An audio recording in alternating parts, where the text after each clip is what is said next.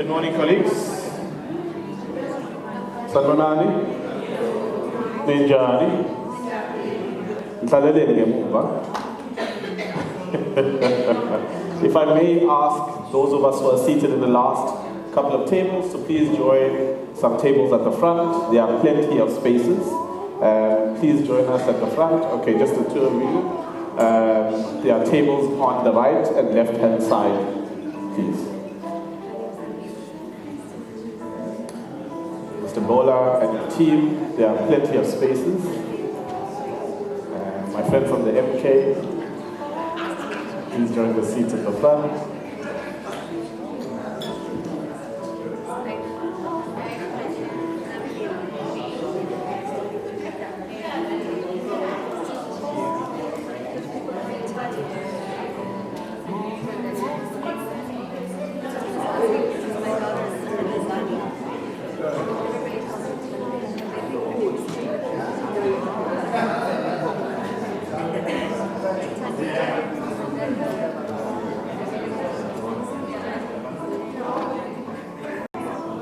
Good morning.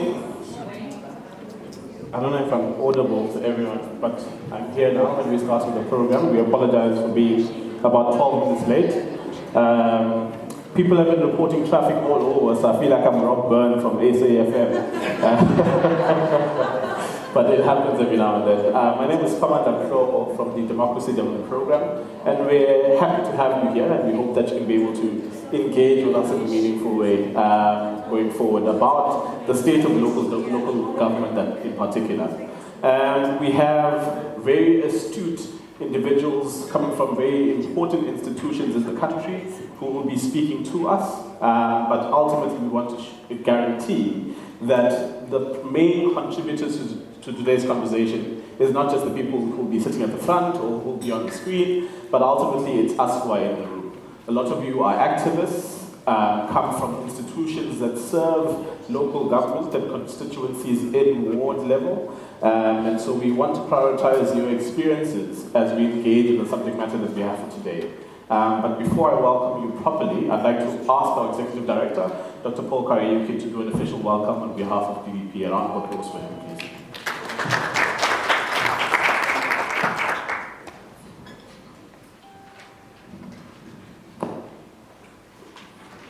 So good morning, colleagues.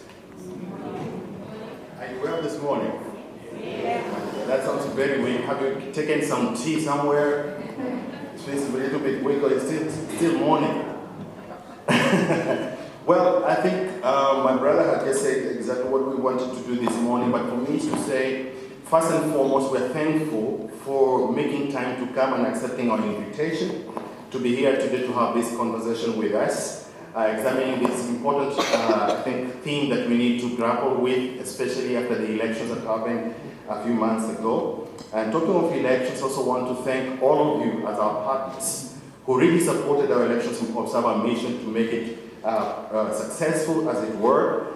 And we are thankful that you continue to invest in this vision as we lead the path, and you supporting with us and working with us and making sure that we play our oversight role as civil society organizations, mobilize to ensure that our democracy is sustained, defended, and more importantly, that we are able to hold our leaders accountable. And so this morning I also want to acknowledge the presence of our DDP board members who are here today.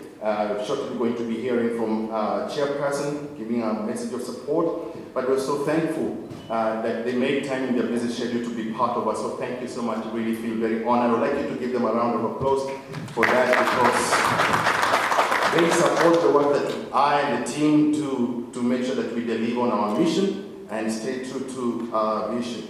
And I also want to acknowledge the guests that have also been invited and accepted our invitation. We're going to have a message from Honorable Songezo Zibi, my colleague will share that more a little bit there, and our colleague from Planet, and Ms. Poliswa Julie, who's to be here, she's part of our DDP associate team, and Mr. Andile Mafa, and to say thank you also for accepting our invitation to participate in this conference and share your thoughts with us. But we can also not forget all of you, as Brian has indicated, who continuously support the work of DDP and make sure that we are able to hold this space together as civil society in an organized manner and be able to make our voices heard by presenting the issues that we really think are very important as far as advancing democracy, especially at the grassroots level, is concerned. So I'd like you to give yourself a round of applause, because without you, there is no conference at all. And more importantly, also I'd like to thank the DDP team that has worked very hard to make sure that we have a convening this morning. Please, may I kindly also ask you to give them a round of applause for the work they have done. Most of you have attended all the events that we've done so far, and we're still not yet done. We still have some more that are coming up in the next month. I hope you have RVP, and as you know that it's on a first come, first served basis, and I'm told that we're already almost hitting the numbers. So if you've not had any invitation yet, please do speak to our colleague there, Stabiso. But yeah, we have a few more activities coming up in the next month that we're going to conclude the year with. Having said that, the reason why we're here today, as this is our annual event that we convene as an organization to bring together practitioners at different levels, whether it be academics, activists, and media fraternity, political parties. And we do this simply because we want to keep the conversation of active citizenship alive. We have come through an elections program that now we are now getting used to the idea of coalition governing. And this invites us as civil society and ordinary citizens to play our active oversight role in ensuring that our political leaders do deliver what they promised, the political parties do deliver, and more importantly, we create spaces for inclusive governance. And I think that's what I would like us to emphasize this morning, given the theme that we are going to be looking at, which is the role of municipalities in empowering democratic participation. And I think from our previous experiences, and perhaps even your own individual experiences as activists, you have experienced spaces where exclusion is almost the reality of the day, where your voices are rarely respected and rarely even heard, and even your input is easily ignored. And I know you brought those experiences in this room. So our invitation as DDP is that as we get to discuss these issues, we would like you to bring that experience in this room. There's a lot of learning that we need to gain from this conversation today, but more importantly, to actually realize that we have a bigger role now than ever before. Coalition governing, as we've already seen so far, is not a simple matter, and it's not a new phenomenon in South Africa. But now it's becoming even more important because we are heading up to the 2026 local government elections. The competition will be really very rough. But we must not lose oversight as civil society at the role that we are playing in ensuring that ordinary communities are engaged. They are able to stand up confidently and articulate their aspirations, but more importantly, that they are able to hold their local leadership accountable for the things they think they should be doing for them as representatives. And I think this conversation today will bring us closer to really understanding and grappling the idea that the local government election that's not so far from us, almost a year and a half now, it is really another opportunity for us as civil society organizations to be able to stand up and provide the necessary oversight to ensure that we can hold not only these leaders accountable for their actions, but even more importantly, we can create mechanisms through which we can be able to ask them to commit to the promises they made. We know they will do whatever they do every other election year. Once they've been elected into office, they disappear. You only see them in the next 4.5 to 5th year of the election program. And then they come with the same usual lies. Did I say lies? Okay, let me say economical truth. And they woo all of us to want to believe that they got our interests at heart. It will take a very vigilant civil society that is able to say that they can speak truth to the power. And we must be bold to do that. And we as DDP, we are committed to that journey to ensure that we continuously elevate the conversations that we have and redefine our role as the political landscape keeps on changing so that we can be able to foster the partnerships that we want to see between civil society, local government, and citizens. With those few words, I want to thank our founder, Conrad Edinua Stifton, for enabling us to host this conversation here today. and I hope that you're going to enjoy your time with us and our hospitality. Thank you very much. Thank you very much, Dr. Kariuki. So we're also quite honored in that we are not by ourselves today. So we have our DDP board that's in the room that enables us to be able to continue to do the work that's necessary every day. And they had a convening yesterday, and so hopefully we'll have some insight in terms of our long-term job security as the staff of DDP. I'd like to invite Dr. Devi Rajam, the chairperson of the DDP board, to give some words of support. Round of applause.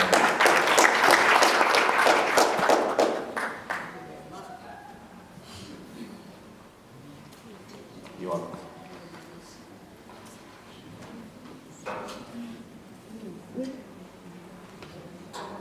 Thank you very much indeed, everyone here. I see a lot of familiar faces, and that's very nice.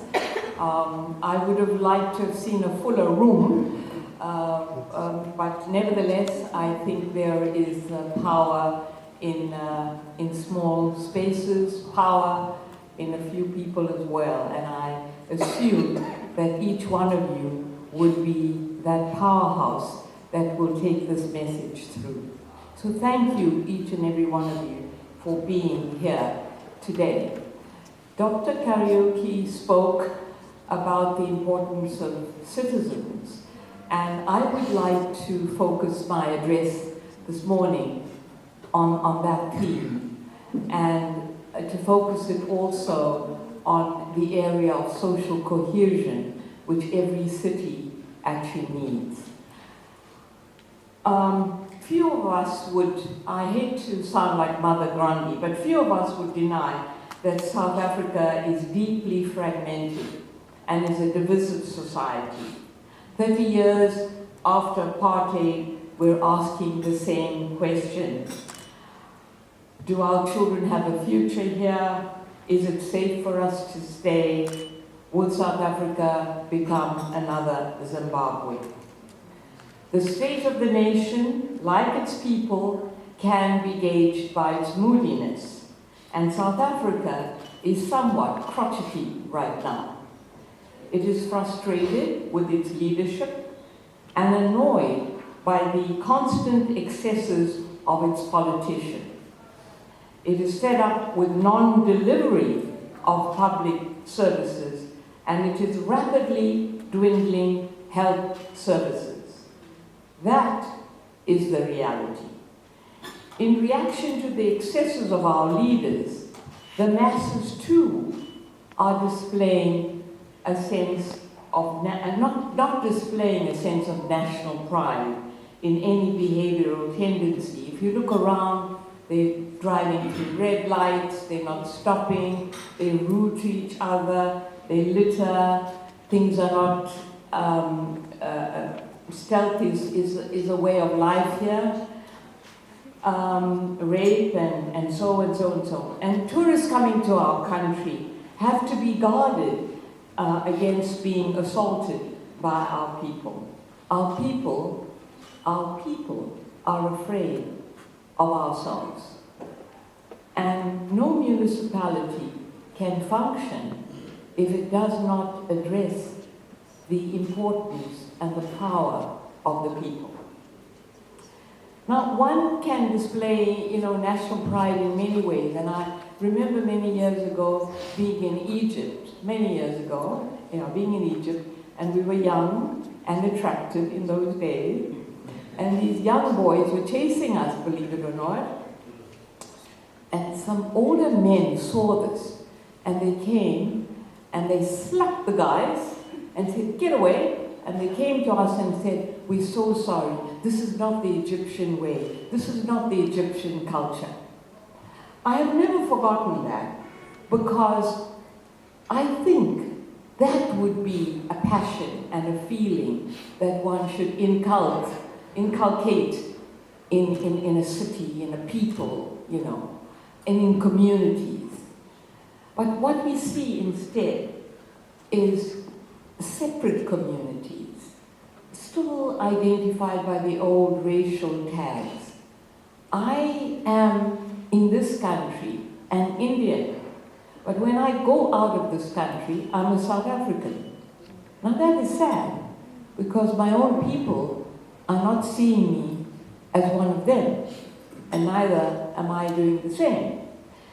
So how would South Africa rate on the so-called Koningstrue Index, which the Slavs, a minority living in Germany, described themselves as peaceful citizens, loyal to king and country?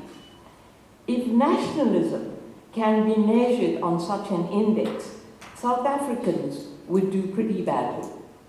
Perhaps the analogy of the crumbled electrical pythons brought down by thieves hungry for a pathetic load of copper screws may be symptomatic of our current socio-political reality. This is what municipalities are struggling with as well. So we are crumbling like pylons as disloyal citizens are eating at the core of our very structure. From the highest echelons of political leadership, corruption is rife, and nobody appears to be immune from wanting to loot this country dry. Being loyal and loving our country means not wanting to harm its political, its economic, its social, or its moral fabric. The challenge for South Africans today, and it's not an easy one, is to maintain high personal standards, though one may feel that we are living in a moral sewer. Nelson Mandela reminded us to be free is not merely to cast off one's chains, but to live in a way that respects and enhances the freedom of others. Kennedy, in a way, asked something, I think, that is quite pertinent even to this day. And he said of his people, ask not what your country can do for you, ask what you can do for your country. And his message was universal, and that is why, when he died, people cried in the dusty streets of Africa when that happened. So obviously, people are connecting with a higher order principle. What is that higher order principle? So the challenge today for South Africa is to build an ethos of hope among all our citizens, regardless of race, by producing leaders with vision and commitments who are able to steer us out of our current situation. But today we are gathered here to deliberate on local government. But what I'm really saying is that local government is encapsulated in a larger context, and we need to understand the gestalt of all the forces that impinge to make your work easy or make your work difficult. So today I want to talk about the vital role that each one of you plays in holding our municipalities and their leaders accountable. Accountability is just not a principle. It is the foundation of a healthy democracy.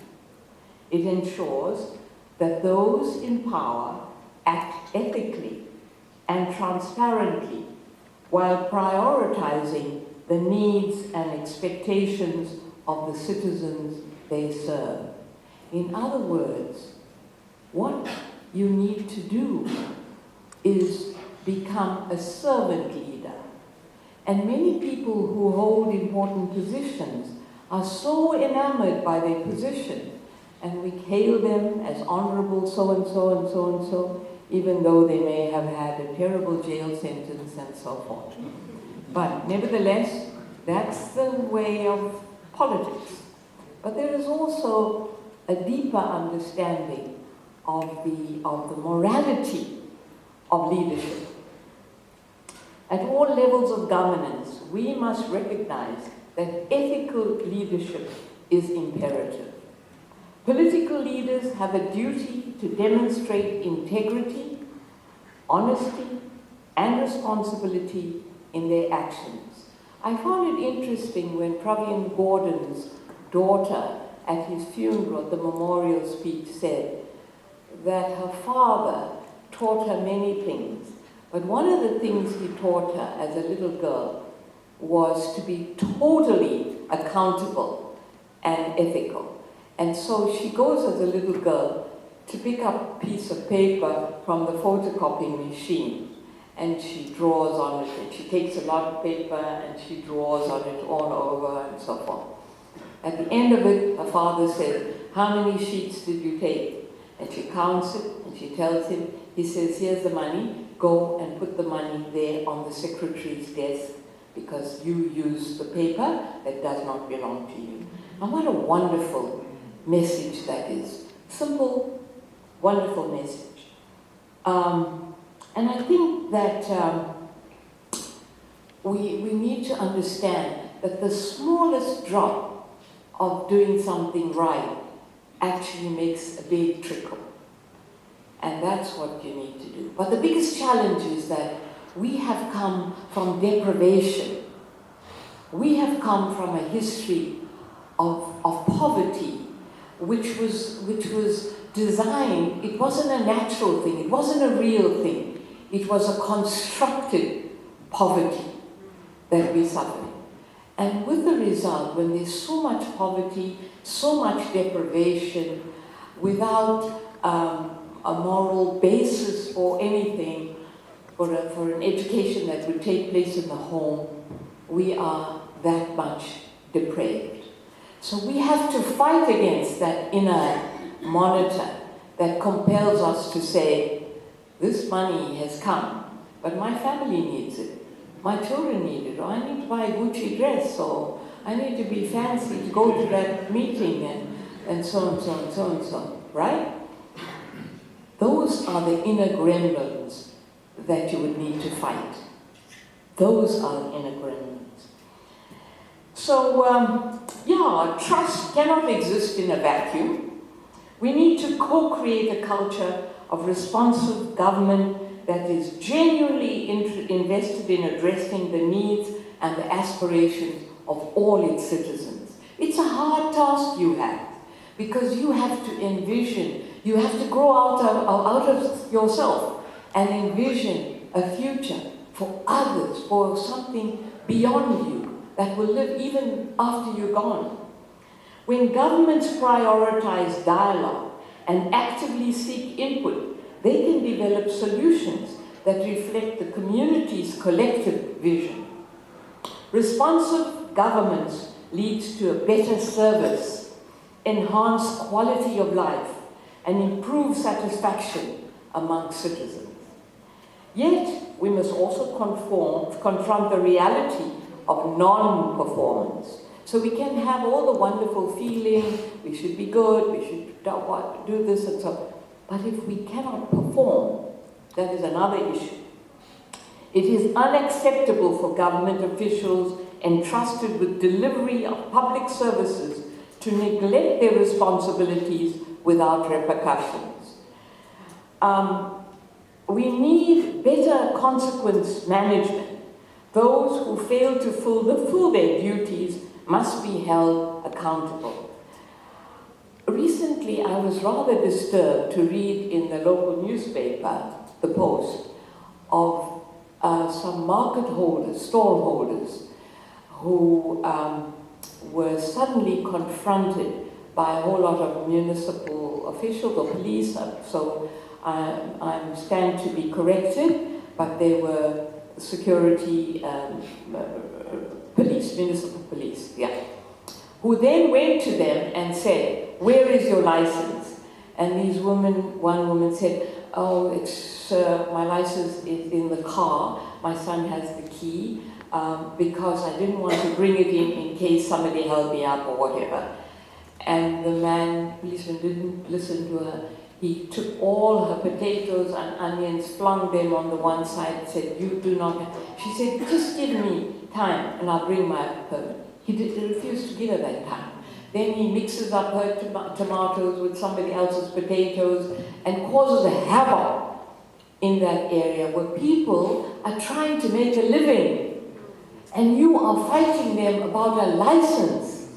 Respect them and say, produce your license. If you do not produce your license, then we'll have to fine you.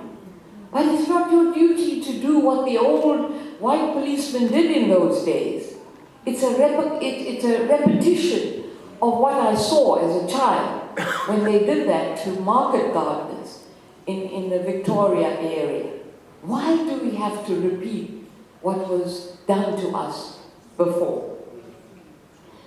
So that's where I say, if you have an important job in local government, you need to train officials and say, do not treat people like criminals, right? And criminals like people.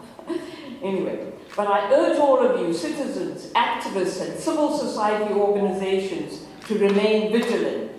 Our collective responsibility is to hold our political leaders accountable for their actions. Through active engagement and advocacy, we can ensure that our local governments remain transparent, answerable, and committed to the public interest. So there are 5 recommendations to strengthen accountability and ethical leadership in our municipalities. And clearly they're about establishing clear accountability mechanisms, and you can deliberate on that today. How do you do that? How municipalities should implement well-defined procedures and processes that outline people's responsibilities and expectations of officials. A lot of it is done because people are not trained and they really don't understand what their real role is. That's what needs to do. Then you should encourage active citizen participation, where you have forums, you have opportunities for people to speak to you, to communicate what their needs are, and that you don't make that gap between you in power and them so big that you don't know what your very purpose is. So we should encourage citizen participation. Then we should also enhance transparency. That is, look, that I represent you, and I'm your servant, and therefore I have a right to inform you of what I'm doing, or what my budget is, or what I've achieved. I am your servant, and that's what needs to be done. Then we should training programs. We actually have to implement training programs. How do you deal with people? Part of the reason here is inadequate training. And that's what we need to do, because people are so receptive. South Africans are wonderful people. They're so receptive. If only you could offer them training processes to enhance their capability. And finally, in all of this, we should build opportunities for people to whistleblow, to say, look, this is not right, instead of submerging it and burying it underground. And finally, in conclusion, I would like to say that in the words of Mandela and Gandhi, but basically that South Africa is not a poor country. It is poorly managed country. The dark side of South Africa is the poverty of her people. That a nation so rich in human and natural resources could be in such a dire state today points to catastrophic administration, not of inherent flaws of the land of our people. The earth provides enough to satisfy every person's need, but not every person's greed. Thank you. Thank you very much, Dr. Rajab. So I think, thank you for coming to the conference. We can now head back and try to contemplate in our various communities where we move to going forward. I don't think people are alert. Are you still thinking about what Dr. Rajab was saying to you? So essentially what I was saying is that Dr. Rajab has laid the context for this conversation in quite an efficient way. I think we are able to grasp some concepts of accountability, what it is that we need to start thinking through going forward in our discussions around accountability, around citizen participation, and also around consequence management, capacity building for individuals who are deployed to local government specifically.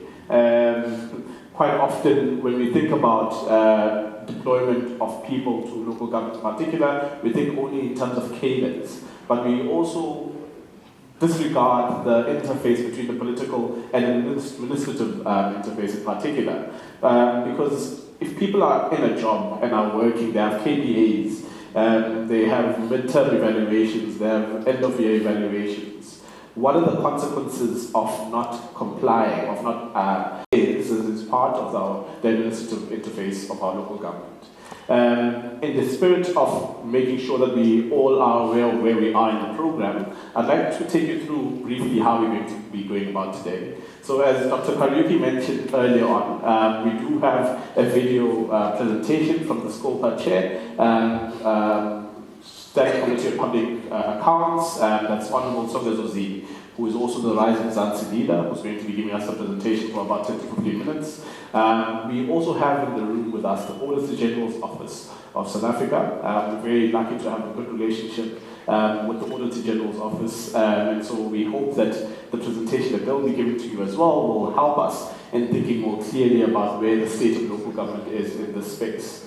We have plenary engagement, and then of course we're also going to be having a panel discussion a bit later with colleagues from PlanAct, from our own Local Government Action and Learning Network, as well as from the Ranyaka Community Trust. That panel discussion will be speaking through what are the mechanisms for public accounts that we have in our municipalities. PlanAct does a lot of work with MPACs, Municipal Public Accounts Committees, and so they'll be able to take us through what what they've been able to find through engaging with MPACs, specifically in Gauteng in particular, but I do know they have an interface also in the Eastern Cape as well.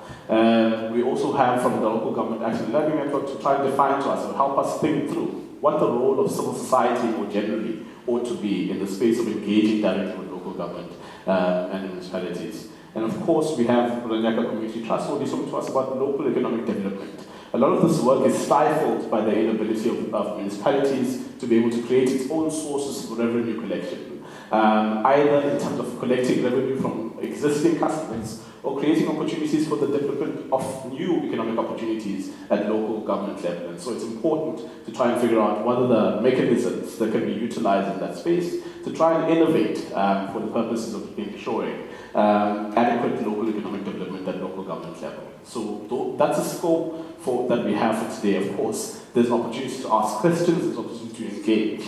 I would like to ask that as we continue, if there's maybe a question that you have in mind, you might not be able to ask it right now, but please do write it down so that you don't forget about it and we don't lose insight as it relates to that.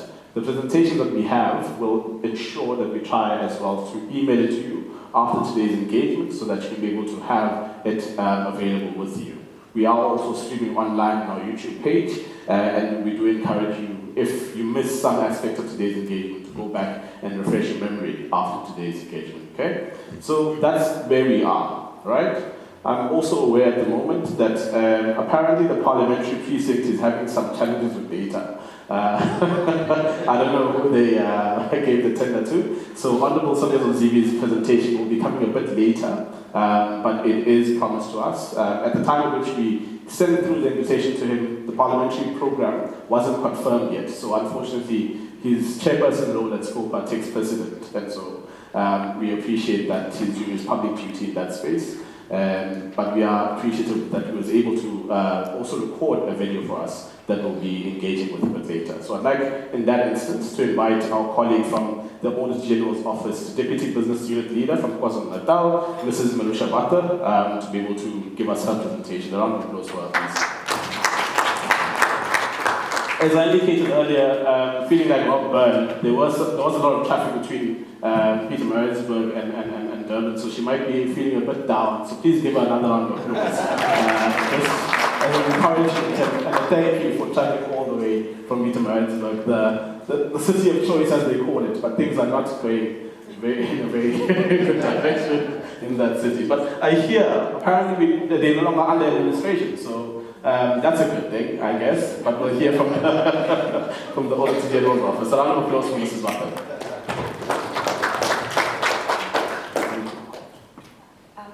Thank you for that very warm welcome. You have lifted my mood in terms of traveling on the very risky N3 between Pietermaritzburg and Durban. So a very warm good morning to all of you. I'm actually glad the weather also improved. In terms of the rain as well, it doesn't make traveling easy. And my colleague at the table I'm sitting at actually reminded me that last year I didn't even make it to the conference. I had to be online because the roads were closed in terms of the accident. So again, it's my privilege. It is my privilege to be invited to this conference and share with you who we are as the Auditor General of South Africa and what our message is. I think in the previous conferences, I focused on the audit outcomes, but just listening to what's on the agenda, what's to be discussed today, it ties in directly with the audit outcomes and the insights we are now providing to say that it's just not about audit outcomes. It's actually about the lived reality of citizens of KZN and of the greater South Africa. And each one of us has a role to play. So everything that we're speaking about today, local economic development, the role of CSOs, the role of impacts, is all part of what we call the accountability ecosystem and role that everyone needs to play. So I think that this year, I'm hoping my message is more aligned and I can provide the insights of what we have shared, who we've shared it with, and also what our recommendations have been in terms of what needs to be done to take KZN forward. So, as you know, as the Auditor General, we do the audit of departments, which is the PFMA cycle, and then we do the audit of local government, is what we call our MFMA cycle. So currently, we are in the 23-24 MFMA cycle, which ends at 30th November, and then those audit reports become public documents in January 2025. So what I'm going to share with you is actually the results of the last audit cycle for local government, which was November 2023. But it is the messages of last year, and it is still the current state. I think many of you will identify what the messages I'm going to share. Just in terms of observing protocols, I think I did say good morning, and Brian introduced me as Marusha Butler. I'm the Deputy Business Unit for KZN, and I would like to then acknowledge the presence of the chairperson of DDP, the CEO, and the other officials, and all other guests in the room. And also just to thank you for this invite. If we can move to slide 2. Slide 2 speaks about the mission of the Auditor General. And just to set the tone for the rest of my presentation, I'm going to go through our vision and mission. The Auditor General of South Africa has a constitutional mandate, and as the supreme audit institution of South Africa, exists to strengthen our country's democracy by enabling oversight, accountability, and governance in the public sector through auditing, thereby building public confidence. So it's about the accountability and the insights that we can provide to ensure that there's confidence in how government is managing the country and the funds that it receives. In terms of our vision, to be recognized by all our stakeholders as a relevant supreme audit institution that enhances public sector accountability. So if we can move to slide 3. So in terms of this mission and vision and understanding our role, it's just not about audit outcomes, but how then do we start to impact on the lived reality of citizens? We've noticed that audit outcomes are stagnant or declining across the country, and then I'll speak specifically to KZN. And then there's a huge decline in service delivery, and I think as citizens of KZN, I say KZN because I think there's representation from other districts as well. We're finding that there is a decline. in the service delivery that we have. Actually, yesterday we had an entire day without electricity, and I'm privileged enough to have a few solar panels, but what about people that don't have that? You know, so and it was the entire day. I think it came on somewhere in the middle of the night. So you can imagine the impact on just the ordinary person of hot water, food not spoiling, still trying to get to school the next day, robots not working, traffic a nightmare. So these are the lived realities we're having on a daily basis. So in terms of Chairperson's message in terms of accountability, transparency, institutional integrity and government from where they are into a culture of where there is the focus on improved service delivery and actually acknowledging what needs to be done in terms of, so here it's a lot of technical terms, in terms of performance to demonstrate commitment to improving the lived realities of South Africans by delivering on legislative mandate and strategic objectives aligned to people's needs, being financially sustainable and avoiding harm to the public and public sector institutions. So we're saying that government has a responsibility in terms of performance. We have, I think you would have heard it lots of times, we have the best constitution, we have the best legislation, but it's the actual implementation and carrying out of it that sometimes seems to be lacking, and the lack of consequence management and holding those accountable then tends to not give the weight that this legislation actually has. So our focus now is we look at the individual departments, the main role plays, and we say, what is their mandate and are they performing according to their mandate? And these are the recommendations we then give to the different oversight bodies, which I'll get to. In terms of accountability, to be responsive to public oversight and other stakeholders through reporting, providing answers on mandated responsibilities fulfilled, actions taken, decisions made, and ensure swift consequences for transgressions and poor performance. And I think that's what is clearly lacking in terms of accountability. So here we're having conversations with the Premier, the portfolio committees of the province to say, how are they holding the main service delivery departments accountable? And I think that then extends to impacts and the role of impacts, which is later on in the agenda. Are impacts playing their role as they should in terms of monitoring the spend by municipalities, the investigation and dealing with irregular expenditure and consequence management. So I think impacts are very important in the role of local government and taking local government forward.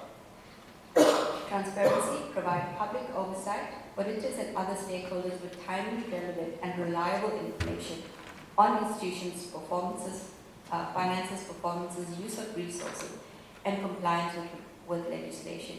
If we know what our institutions or local government is doing, the information is reliable information is being used, correct decisions will be made, and there'll be less wastage, and then there'll be more money for the more important things. In terms of institutional integrity, implement and maintain institutional controls to ensure leadership and officials behave ethically, comply with legislation, and act in the best interest of the institution, avoiding conflicts of interest. So I think this is key. We need an ethical leadership that drives the correct tone in terms of all employees of the organization, be it a department or municipality, ensuring that the decisions are made in the best interest of the citizen service delivery and not in the best interest of the individual. Driving to hear on the news today, there was the police officer with 270 cards.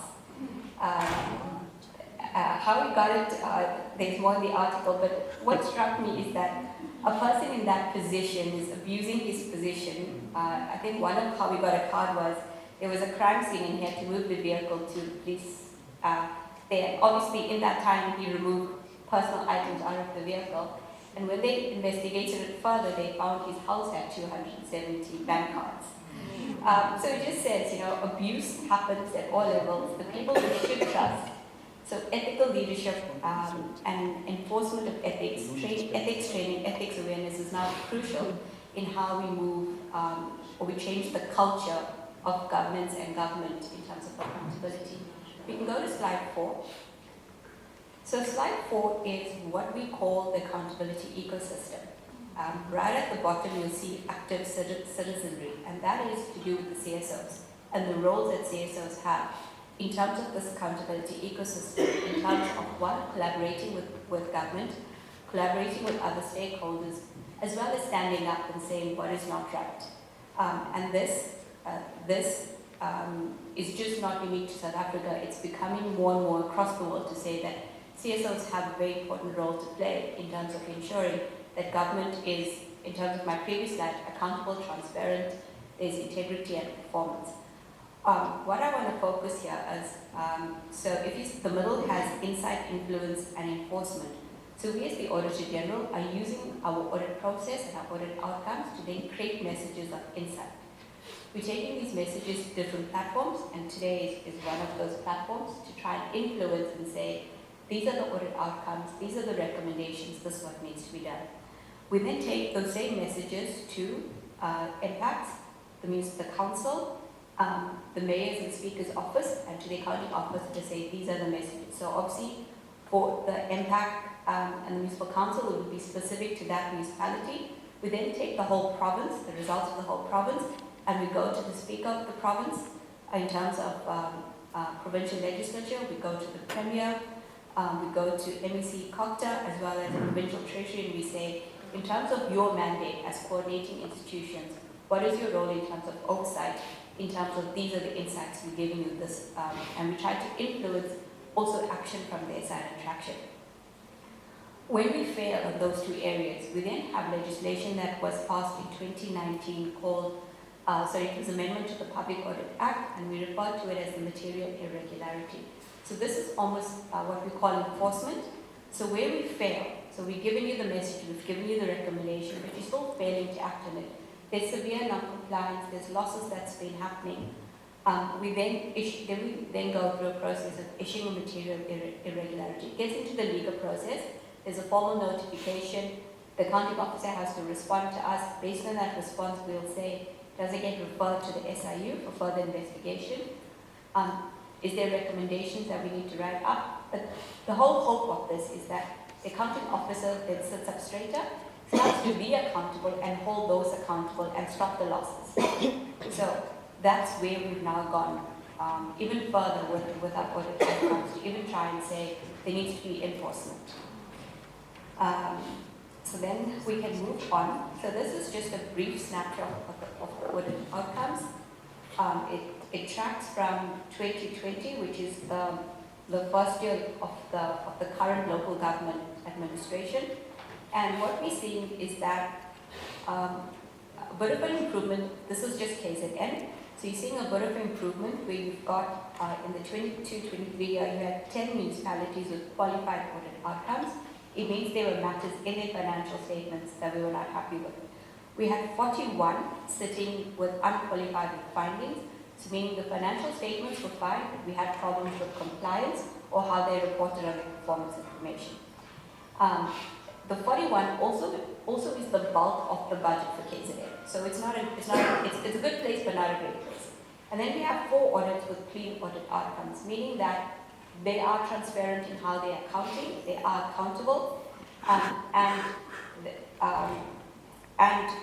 everything that they report is documented. We can clear that, so there's no issues with financial statements, reporting on their KPIs, and they obviously, in terms of the audit we do, which is sample basis, they comply with the legislation we consider material.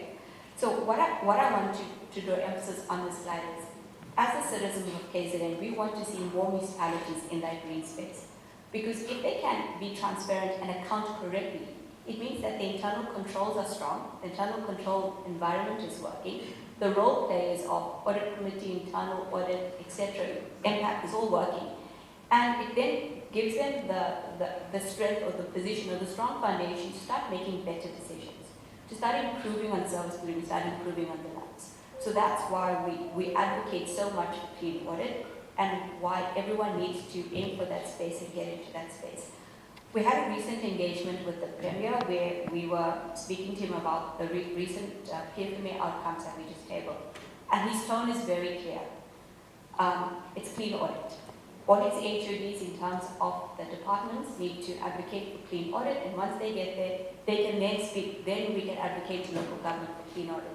Because he understands it's the foundation of good governance, of transparency, of accountability, and where better decisions can be made. The next two slides, I'm not going to focus on them too much, but you can just have a brief look at it. Slide 1, slide 2, slide 6 and slide 7 just cover the different districts. But you'll see there's a lot of colors, there's a lot of yellows, meaning it's stagnant, and the green means where they've done well or improved. So in terms of, I have to rank the districts, so King Shitswayo district of the Richards Bay area is currently outshining in terms of them having 3 clean audits out of a district. I think it's just, and then there's 3 that are unqualified with findings. So this is a district that is moving in the right direction, and we'd like for the other districts to move in a similar direction. You'll see at Tequeni, which is the biggest budget spender in KZN, followed obviously by the other secondary cities being Zinduzi, Newcastle, etc., are all sitting in the unqualified space. And I think that's where we'd like for the budget, people spending the budget, the main influence on service delivery actually move closer to clean audit. We can then move to slide 8, please. Okay. So slide 8 is where we look at the annual performance report. We compare that to the SD book and the annual performance plan to say this is what you plan to do for the year. Firstly, is it aligned to your whole 5-year IDP plan? Then your annual plan, is that achievable for the year? Is it realistic? Is it complete? Are you then reporting in everything you should in terms of alignment to KPA set in terms of the National Development Plan? We take the APP, we then compare it to the annual performance report, and we then say, is it reliable information? Is it complete information? Is it something that can be used for decision making? Again, it's not a great story to tell. So we have, before the audit, 18 of those reports were okay. After doing the audit, providing findings, and allowing municipalities to make adjustments, we had 35 municipalities with annual performance reports that we said were reliable and complete. But what we did find in terms of impact, unreliable in-year reports for monitoring and decision making. Delivery not planned and measured, so meaning it's not done. So things that are key to service delivery are not even planned. They're not part of the annual performance plan. So there's no measurement of what's happening there and no reporting. Delivery not correctly measured, the objective not achieved, reduced transparency and accountability, lack of service delivery. So again, if we don't have correct information, we're not going to make correct decisions. Also, as the citizens, we can't question something if it's not being reported correctly as well. So the rest of it just shows that there was non-compliance, some indicators were not there, inconsistent reporting. But what caused this? Inadequate performance management systems. Systems are manual, there isn't sufficient monitoring in terms of quarterly reviews, etc., to ensure that the final report is correct. Lack of skills and capacity. Also at council level, impact level, to then interrogate what the quarterly report is saying in terms of reporting the SD book on a quarterly basis. Unreliable or incomplete reporting and underachievement tolerated by council. So if your accounting officer or MN is going to count on a quarterly basis and showing lack of achieving on this target, how does council hold the accounting officer and the officials responsible? And you can see all of it's coming back to who's holding who accountable in the system. Audit committee and internal audits not sufficiently involved in terms of the performance reporting. They look at financial statements and other matters, but they need to be more involved. Off the books planning and reporting, meaning it's not stemming from the APP or the SD book. And sometimes easier targets are reported on to paint a good story. But then as citizens, we don't feel that because it's not targeting the service delivery aspects. The next slide, slide 9, talks about non-compliance with legislation. So here we've listed how many municipalities didn't comply. So obviously compliance is an issue. Responsibility of the accounting officer once again in terms of legislation. We also have unauthorized, irregular, fruitless and wasteful expenditure not prevented. So municipalities are incurring this expenditure year on year. We've got non-compliance with procurement and contract management. And here it comes back to conflict of interest, ethical leadership, ensuring that people understand what is the supply chain management legislation and ensuring that there is compliance in this area. Consequence management is where I think we've spoken about accountability, holding people accountable, completing investigations, and acting on those recommendations, ensuring that disciplinary processes happen. So what we found now, in terms of consequence management, if something's not dealt with within 3 years, it can actually prescribe. Or people leave the department, leave the municipality, they go somewhere else. Actually, filing at another municipality. But then no one's held accountable, there's no tone being set because it took 3 years. Or someone, I think one of the things is log suspensions. People are suspended. And then you've got to bring them back because now that whole matter has prescribed. So I think these are the challenges that, in terms of the impact training or the way impact can get involved, is to actually interrogate all the audit committees about log suspensions. Why aren't these cases finalized sooner? What training? I know there was a delay in setting up disciplinary boards, but I think in the province that has started to improve. So there is pockets of improvement, but the overall picture says that it's not fast enough, or hasn't happened within the 22-23 audit outcome. And in the strategic planning and performance management, that just relates to the previous slide where I spoke about the challenges with reporting and performance information. The next slide deals with consequence management and irregular expenditure. And here it's about the tone being set. So again, once the irregular expenditure has been identified, it's disclosed by the municipality. The legislation then requires them to do a determination test, and then from that decide if it needs to be further investigated, hold someone accountable, and if possible recover monies that have been lost if that is the case, or if it's a procedural admin error, then write it up. But there's a process for it, and there's legislation and there's guidance and training how this should be managed. We're finding that you'll see that 8 billion was written off and 9 billion is not dealt with. So, and that's across the country. Obviously, the bigger contributors, one of them is eThekwini, the metro, but also being the biggest spender. But you'll see that this is what we're speaking about. Is the correct tone being set? Because you don't want. And remember, I'm not saying that irregular is fraud or missing money or anything. I'm just saying that we found that they didn't follow the correct SAM process. So now the process is they need to correct it. They need to make sure it doesn't happen again. The officials understand what to do. If it was deliberate, then you've got to deal with the person that deliberately did not comply with legislation. If it was a procedural error, deal with that and correct it so it doesn't happen again. But these are the things not happening if you've got a repeat in this area. So that's what I wanted to emphasize there.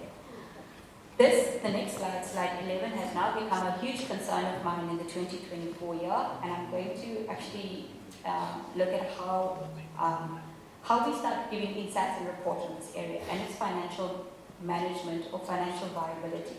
So I'm really happy to see local economic development as part of the agenda, because I think it's vital. It's vital to the province of KZN. We're finding that more and more municipalities are taking unfunded budgets.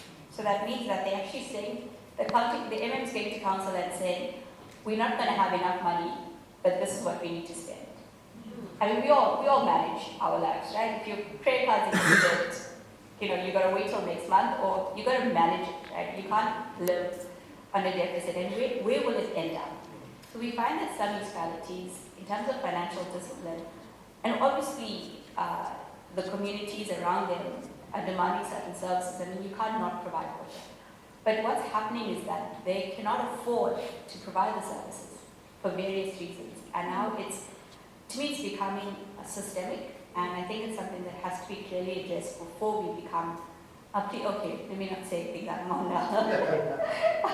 but it is a concern. It is a concern. So we've got unfunded budgets, we've got unauthorized expenditure at municipalities. The total for the unauthorized was 3 billion. And we've got revenue losses due to consumers not being billed, the meters not being read, debt not collected, distribution losses, inadequate indigent management processes. So there's quite a few things that are contributing to a municipality not having enough cash flow to then be able to pay expenses. And the less money you have, the less you can do.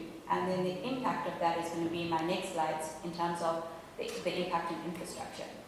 So there's financial losses in terms of poor payment practices. So obviously struggling to manage your cash flow, you're going to pay suppliers late. When you pay late, you incur interest, you incur penalties.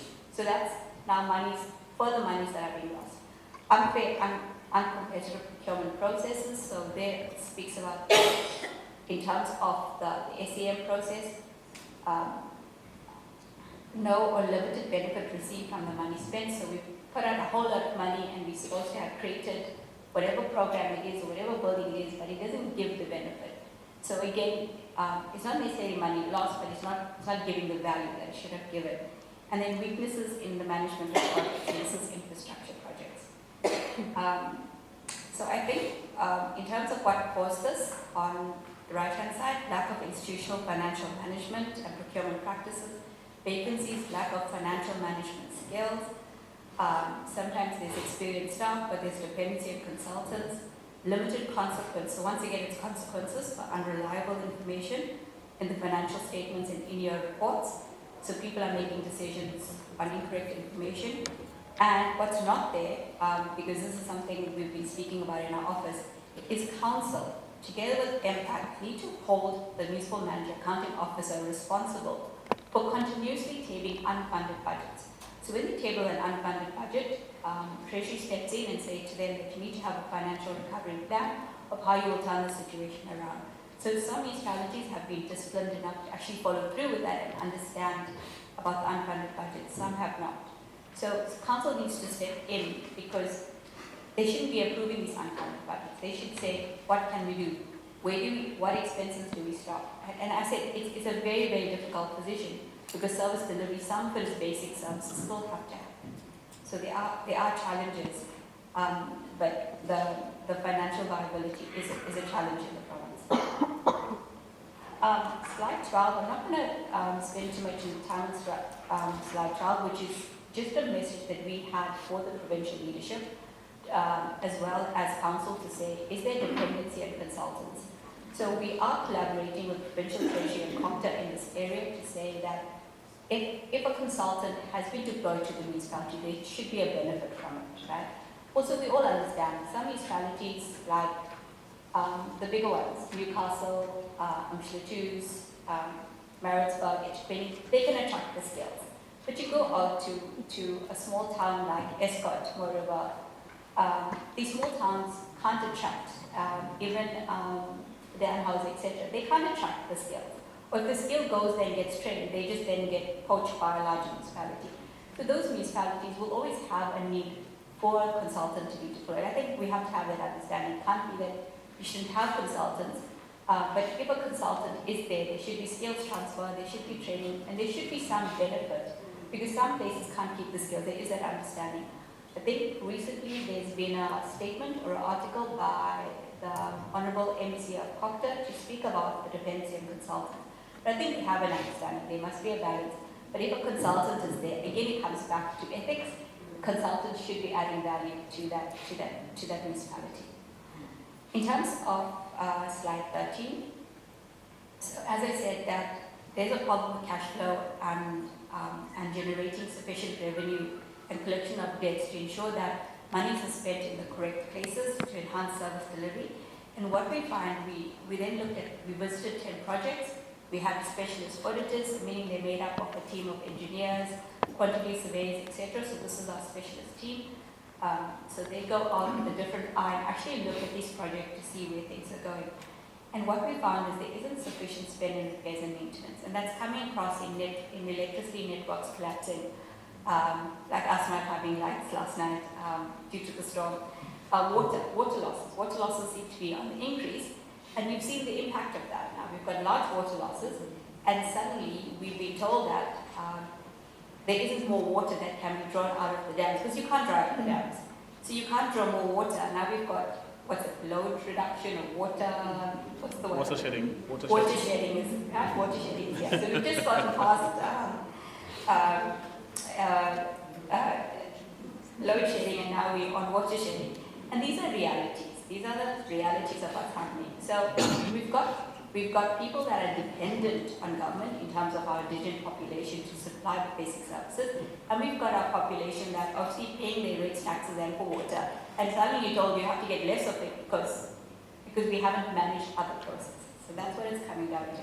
So our findings confirm this. We find that failures in delivering, maintaining and safeguarding infrastructure are due to the following matters that need urgent attention: inadequate skills and capacity to manage infrastructure projects, lack of job descriptions, performance arrangements and standard operating procedures for infrastructure units, lack of accountability for non-performance by contractors and professional service providers, inadequate budgets for repairs and maintenance.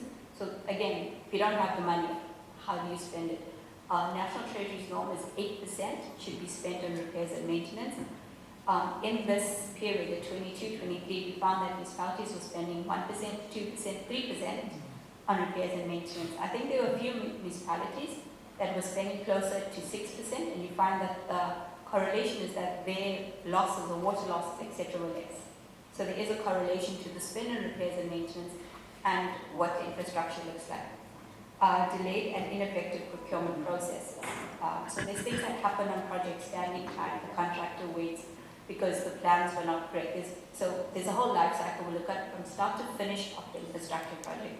And in between that, there's a lot that goes wrong. So projects take a long time, end up costing more, and then once the project is delivered, the repairs and maintenance or the maintenance of it doesn't happen, and then we find breakdown in service delivery. So also, as you know, KZN, we had the 2019 flooding, we've had the 2022 flooding, I think we've had a tornado, there was the whole incident at Octobre. So you must know that there's a host of issues that have happened to KZN.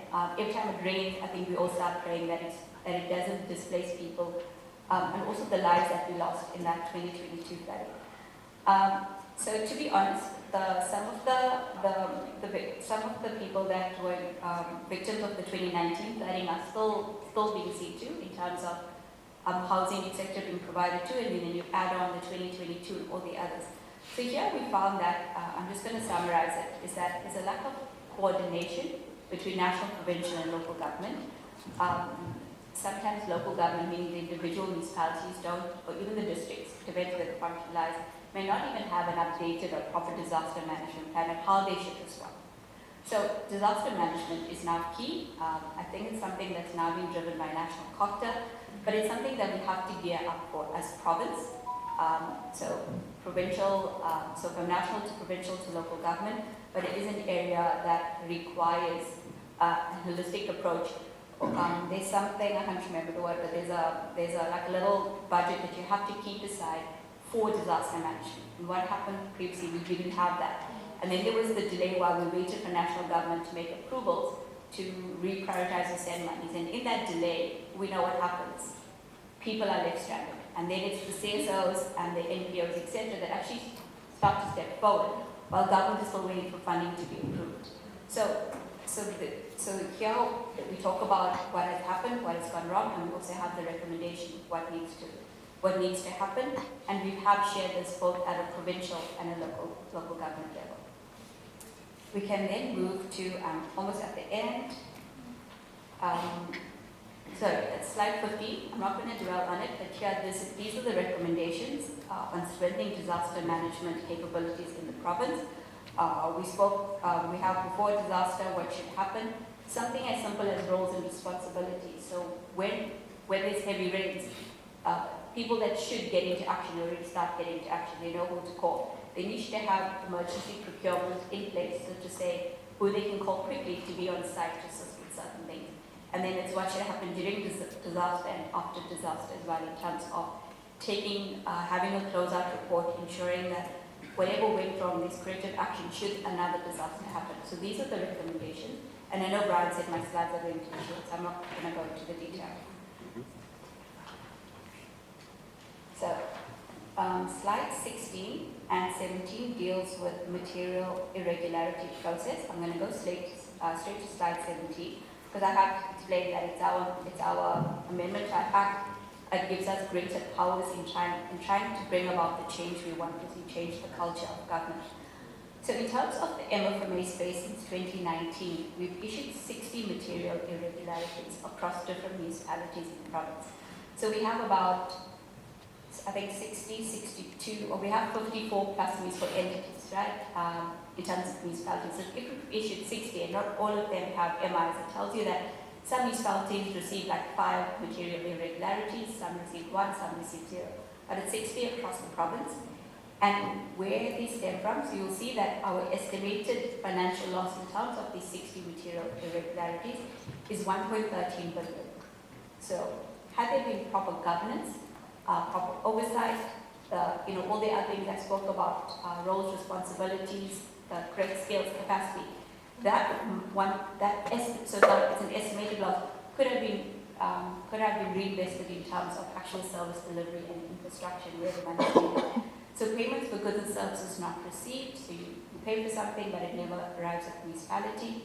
Unfair, uncompetitive or uneconomical procurement processes. I'm sure I don't need to explain that. Ineffective use of financial reporting consultants. There was a whole slide we had on the consultants. Value for money not being received. I spoke about that a bit. Revenue not billed and not recovered. So we've got municipalities with financial viability concerns, but their billing systems are not yet up to actually bill. So they're providing services to consumers, but they're not even billing and collecting that revenue from the consumers. Interest and penalties on late and non-payment, we spoke about that as well, and asset and investment losses. So we also had substantial harm to institutions. This came from some of the wastewater treatment works spilling over, not being treated, not being maintained, and obviously it's a huge concern and a harm to the population, as well as the management of landfill sites. So these are the things where we've taken it to this extent in terms of issuing a material irregularity to the accounting officer. In terms of that legal process, he or she has 20 days to respond to us, and after they respond to us, we have 20 days in which to evaluate their response and take the next step.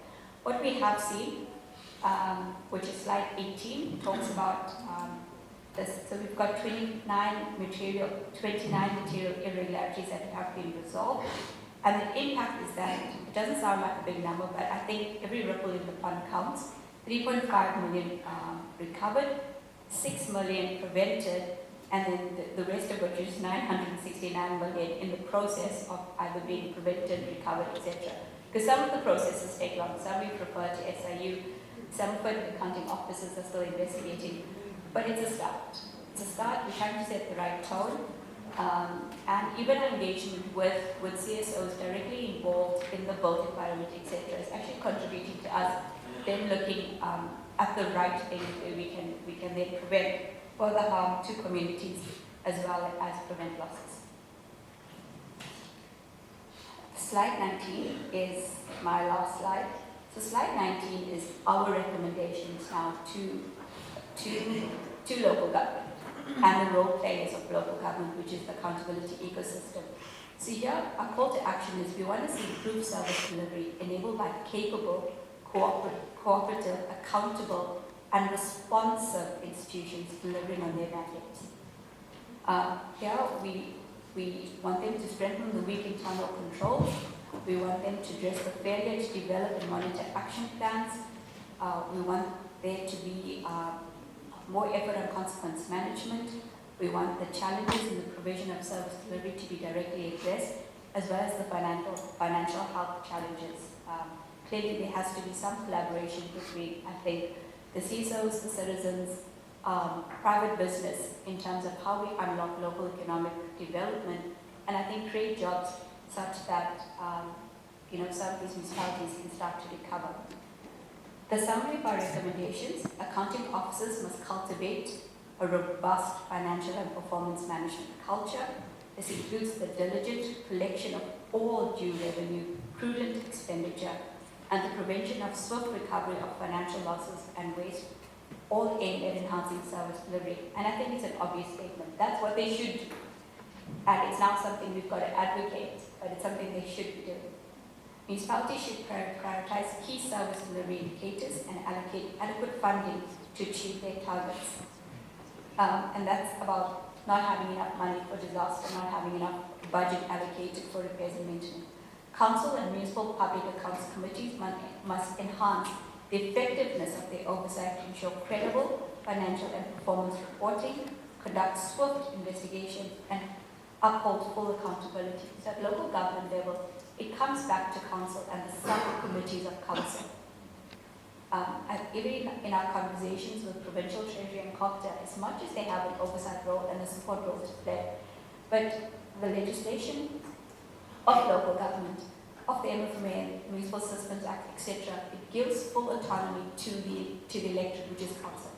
So council have to hold their officials accountable. Council needs to ensure that performance is happening. And as the citizen, we need to hold council accountable to ensure that they then hold officials accountable. Coordinating institutions must continue to collaborate with municipalities. We're also assisting in this role by continuous conversations with the coordinating institutions and one another to proactively address audit recommendations. They should develop tailored turnaround plans that align with the specific needs of each municipality. These initiatives to support local government should be promptly implemented and continuously, I'm glad I'm at the end, my voice is going, to evaluate the impact effectively.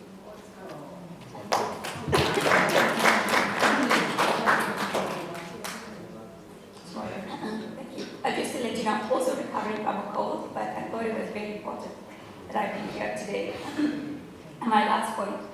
Provincial executive leadership must make a sustained and deliberate commitment to ensure that municipalities implement disaster management principles that incorporate proactive emergency and preventative measures. So I think this is key to also the province being sustainable and thank you. Thank you very much. We appreciate it. Thank you. Another round of applause, please, Maharani.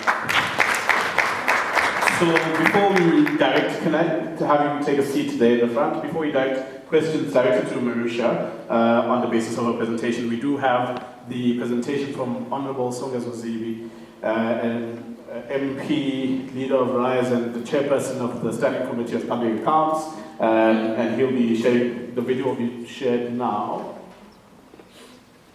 Yeah. Sorry, I'm also very involved in the tech space, so as a young person, my skills are very overutilized in this. Just give me 1 second. Songezo has extended again his apologies for his inability to join us today in person, but has indicated that in the future he will do better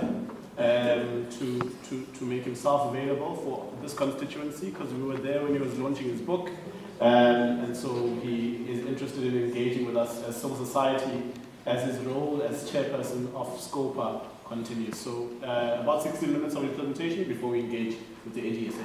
Thank you very much, Program Director, for inviting me to be part of the proceedings today. The first thing I want to say is to apologize that I could not be there in person. It was my intention to be there, but unfortunately Parliament is in session, and since I chair the Standing Committee on Public Accounts, I am generally unable to leave it unattended to travel between Tuesday and Thursday. So please accept my apologies for not being there today. I appreciate the privilege of nonetheless being able to provide a video contribution to the conference, and I hope that you will find it valuable. I have been asked to speak on accountability, a topic on which I wish to make about 6 points. The first point I want to make is that culture is everything. Capability, openness, and therefore accountability. The best laws on the planet cannot protect you against bad culture, against bad intentions, against a culture that generally does not respect the South African people. It does not respect voters, and public representatives and public servants believe that the public institutions they oversee are there for them to do whatever they wish. Our system is premised on a significant amount of goodwill. What does that mean? That means you get good men and women who care about the public purse, who care about the well-being of the South African people, and are going to do the work with diligence. That when there are mistakes or faults in the system, that they will take them seriously and that they will do something about them. Unfortunately, over the last 10 to 15 years, we have seen an erosion of that culture from what we had in the first 10 years of democracy, I would say. where public representatives no longer have the same spirit. The best laws in the country and the best laws in the world, unfortunately, cannot protect us from those tendencies. In order for laws to work, it is important that the people charged with implement them to the best of their ability. I have had instances, whether it is in radio interviews or TV interviews, where people say the Constitution is not doing what it's supposed to do. The Public Finance Management Act is not doing what it's supposed to do. The Municipal Finance Management Act is not doing what it's supposed to do. I hear all of that, but laws need people to implement. And the political culture and the social culture that the people are supposed to interpret and implement those laws, accept and internalize, is going to be reflected in whether they are then able or willing to implement the laws as they should. South Africa has got really good laws. We have laws for every sphere of government. We have laws for every possibility. But we often fail on the implementation because the political culture does not take these laws.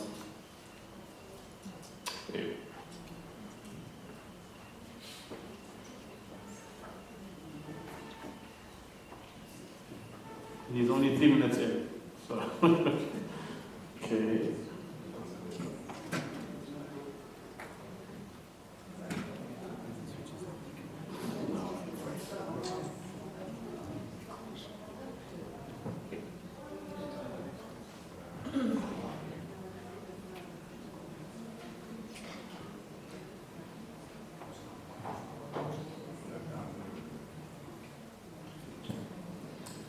Apologies for that slight delay. What I will do is pause the video. We'll have it after tea.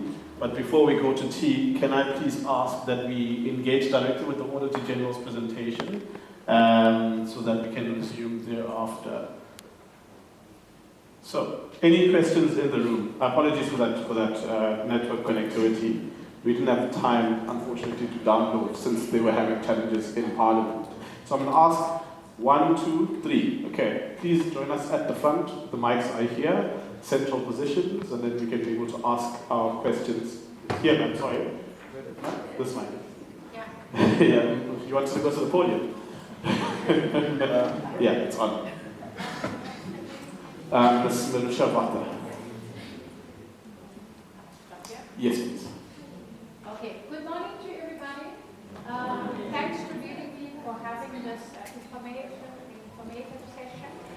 And if I'm not mistaken, did she give us the presentation previously? Yes, she has. She's a great colleague and comrade of ours. Right. So. The biggest question the last time was 40 million was used on consultants. Right? But I'm very, very sad, honestly speaking, because if I look at that report, not much has changed. Yeah. And it is sad. So I know it's very, very bad. And most of the time, what I was reading in the report, it's about education, it's about accountability, it's about transparency, and also about financial, issues, financial, like basics, like most of the kids are not doing that good in maths at the moment. But people that are there who's supposed to be doing the job are not doing the job. I mean, we are hiring consultants. So I'm very, very sad. In fact, I actually wanted to cry because it's a sad reality that we have so many educated people and the situation is so bad. Yeah. So as I've seen that we have a government of national unity, I am hopeful, but it starts with education and choosing the right leaders, because most of the things that are happening here is because of politics. Yeah. And so I say to all the people that are here, this information is vital to all of you, because there's not much being done about public participation. Most of the time when the three things go to Parliament, it's done and dusted. And I'll give you a very small example. I'm not pointing 5 fingers at anybody.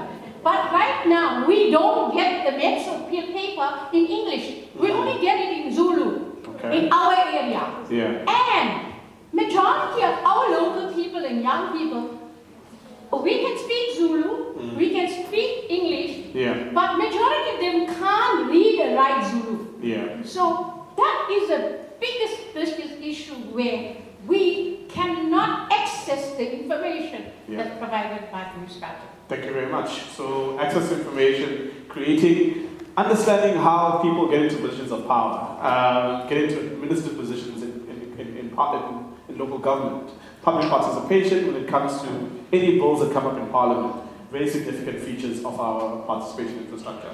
Whilst Curl is coming up, maybe Sunday if you can join us at the back, please. Guys, quicker. There we go. Teacher, yeah, you can wait there. So, yeah. It's not fair to be being told. Oh, okay. It's not bad. We can help you out. No, this one. The front, right? There we go. Thank you, Karen. You're welcome. Hi, ladies and gentlemen. For me, just by looking at that presentation, for me, it's very poorly. Because number one, we live in the world of communication skills. Now, I'm going to give you one example. If I work in a business and my department is a communications department, it is my job to double check, has the message been conveyed properly? Yeah. Secondly, the issue of language barriers. What do we do now if we in a deaf language sector, but they don't understand what the message has been clear? And thirdly, also within the rural areas, why doesn't Zulu people always speak English but they only speak all 11 official languages? And fourthly, for me this is a very beautiful presentation, but it all boils down to communication skills. If you don't know how to communicate with your team, then that person must be removed same time. Thank you. That is a statement. Thank you. No, thank you very much. So how do we find ways to make sure that this information is accessible to more communities, ultimately? You can use any of the mics. All of the mics work, but since you're here, okay. Yeah, there we go. Is that told nothing? Cool. Good morning, everyone. Yeah, I just want to ask a question because this week I went through a report, I think, on a business tech, platform, and I'm trying to look at the justification or the rationale behind in spite of a lot of infrastructural deficit, the science behind the unspent budgets being sent back. Where we have infrastructure 2023, South Africa is on the verge of 200 billion debts, and for that reason, there is a strategy put in place especially for municipality to ensure that because they receive money on behalf of ESCOM and to pay the money, but is it that there is a delayed payment or the payment is not made at all, and the money they use it for some other thing? And I'm looking at the science behind, because we are talking about building a culture of responsive governance and at the same time accountability. Are we not leaving loopholes for corruption in this area? Sending back money unspent, why was it budgeted for in the first instance? Then why sending it back? Has it brought about the effectiveness we need in terms of service delivery? So that's just what I'm asking. What's the way forward to stop this habit of unspent budget being sent back when service delivery is fading out there? Thank you. Yeah, thank you very much. So money is being sent back to Treasury. Why does that get sent back? How do we ensure that it gets utilized for services that citizens require? Risha, you also mentioned the interface between citizens, councils, and administrators specifically. Interestingly, about 3 months back, we had an engagement in Kwamashu. Councillors were asking us how to take care of non-performing administrators. Apparently, in Etegrini, people decide to down tools, but council itself doesn't feel empowered, or at least some councillors in council don't feel empowered to act on the administrators who choose to not do their jobs. And ultimately, when people go and protest, they go to the councillor's house because they don't know where the administrator lives. We don't want to encourage people knowing where administrators live, but ultimately, what happens in the instance where councillors feel disempowered from actually exercising their role of oversight, where there are no consequences that they feel they can enact on administrators to be able to continue to do their job? Any other questions before we move on? or get some responses from Marisha. Yes, sir. Only the tall people are asking questions. Guys, don't fear. Cool. Okay. Sure. Morning. Mine will be slightly different, but more focusing on the docs report and the... Yes. We can talk and talk and talk and talk and talk until Jesus Christ comes, but we must identify what is wrong with our local government. That's what we must need to do. We must identify what is really wrong. There is no question that local government is failing across the country, with the very few municipalities producing the kinds of results required for developing South Africa, growing its economy, creating jobs, and addressing inequality. The political capture of the civil service in South Africa is a massive obstacle to the delivery of quality services at the local government level. The administrations of the municipalities, as we saw in Johannesburg 2016 when Herman Mashaba was the mayor there, will have both the will and the ability to frustrate any incoming elected government, undermining the democratic process. And also related problem is the appointment of wrong people for the wrong reasons into the wrong positions. Yeah. If South Africa is to avoid becoming a failed state, local government has to improve. I thank you. Thank you very much. Marisha, maybe some thoughts based on what people are sharing in the room. I'll give you a mic so you don't have to come all the way to the front, but if you can stand where you are, please. What are your thoughts on some of what people are saying? I think our concern on a failed state is why we've changed how we're reporting. We've brought in the material irregularity, the insights, the platforms we're trying to reach, the conversations we're having with national government, provincial government, the leadership, because we understand that if someone doesn't do something soon, we're going to reach that failed state, and we cannot fail our citizens. So I think everything that has been said in terms of the poor communication skills, that there's so much of money being spent on salaries, because there's government pays a huge salary, the amount of money spent on salaries paid to consultants, but are we seeing a difference? And that is 100% correct. The question on the monies being sent back, so I think the history behind that is a municipality would receive a conditional grant for a certain specific project that they applied for and that was planned for. And if they don't have the skills, the capabilities, they weren't able to then procure the services or the supplier to do it, and the year has come to an end, National Treasury will recall that money to then say, when you are ready, you need to reapply. The reason they recall that money, I think it comes back to that as a country, we are in debt. So they cannot just leave money with the municipality that's not spending it, they call it back to use it elsewhere. So that's why the money is recalled. It is the responsibility, again, of council, together with the officials, to make sure that the money is spent in line with what they planned. So it comes back to the integrity and does the SD book speak to the needs of the people? And I like the comment on public participation. Is it happening? So it's also an area that we're going to start to focus on, to look at, does public participation actually happen as it should? Are the ward committees effective? Are they functional? So these are areas that are beyond the scope of the audit. This is no longer the audit of financial statements, but we are looking at other aspects of governance, the role of council, the role of the effectiveness of ward committees. Do ward committees have meetings? And do people have a voice? And I think the public participation is key to turning things around. In terms of where councillors themselves don't feel that they have, or they're disempowered or don't even know the way to hold administrators accountable, I think it's important for them to read those packs. I know sometimes they're huge, I've seen them. Be prepared, have the right questions that they can ask in the relevant meetings. That's one. The subcommittees of council. The councillors in those subcommittees also have a very important role to play, to understand their role, understand what the mandate of that subcommittee is, whether it's impact, whether it's local economic development, whatever that subcommittee is responsible, that councillor then has a key role. The chairpersons of those subcommittees also become very important in terms of leadership, of driving what the subcommittee should do.